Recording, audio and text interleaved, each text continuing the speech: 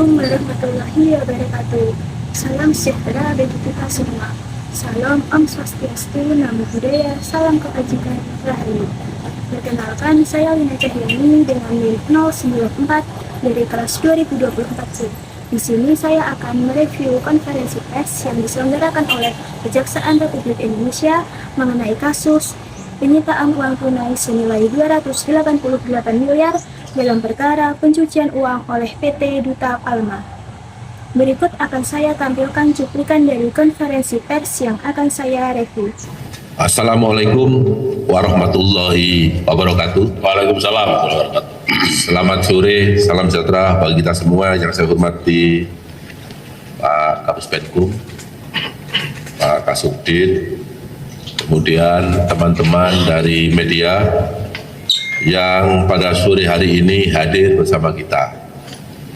Pada kesempatan ini saya ingin menyampaikan tentang perkembangan penanganan perkara dugaan tindak pidana pencucian uang dengan tindak pidana asal, tindak pidana korupsi dalam kegiatan usaha perkebunan kelapa sawit yang dilakukan oleh PT Duta Palma Group atas nama tersangka PT Darmax PlayStation.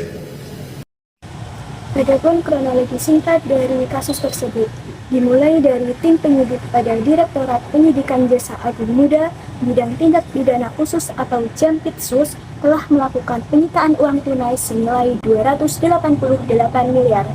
Dalam perkembangan perkara dugaan tindak pidana korupsi dengan tindak pidana pencucian uang pada kegiatan usaha perkebunan kelapa sawit yang dilakukan oleh PT Duta Palma. Tim penyidik juga menetapkan tersangka lainnya, yaitu PT Kencana Amal Tani, PT Dani Bening Utama, PT Agro Lestari, PT Seperida Subur, dan PT Palma 1. Kemudian, pada tanggal 25 November 2024, tim penyidik melakukan penyitaan uang tunai senilai 288 miliar tersebut dalam dugaan pidana pencucian uang oleh PT Duta Palma.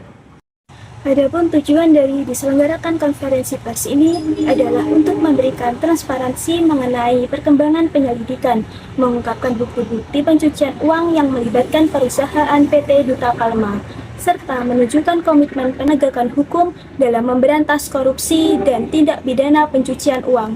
Melalui konferensi pers ini, Kejaksaan juga ingin meningkatkan kepedulian publik terhadap bahaya praktik ilegal dan mendorong kerjasama masyarakat dalam membantu pengungkapan kasus yang lebih lanjut. Dalam teori sistem, lembaga Kejaksaan RI berperan sebagai bagian dari sistem hukum dan pemerintahan yang lebih luas, yang berinteraksi dengan publik, media, serta pihak-pihak dalam penegakan hukum. Lalu, dalam teori pembelajaran sosial, Kejaksaan RI mengkomunikasikan tindakan hukum yang dilakukan dalam kasus PT Duta Palma kepada publik, yang dijadikan pembelajaran bagi masyarakat tentang pentingnya kepatuhan terhadap hukum.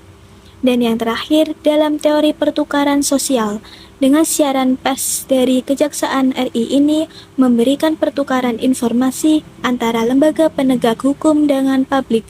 Kejaksaan memberikan informasi yang meningkatkan pemahaman publik tentang upaya pemberantasan pencucian uang. Lalu, untuk kelebihan siaran pers ini, informasi yang disampaikan sangat jelas, sehingga Kejaksaan dapat meningkatkan transparansi dan akuntabilitas lembaga penegak hukum di mata publik. Selain itu, juga mengklarifikasi isu yang beredar, mengurangi spekulasi, dan memberikan pemahaman. Konferensi pers ini juga tidak bertele-tele, sehingga ketika menontonnya tidak akan membuat bosan.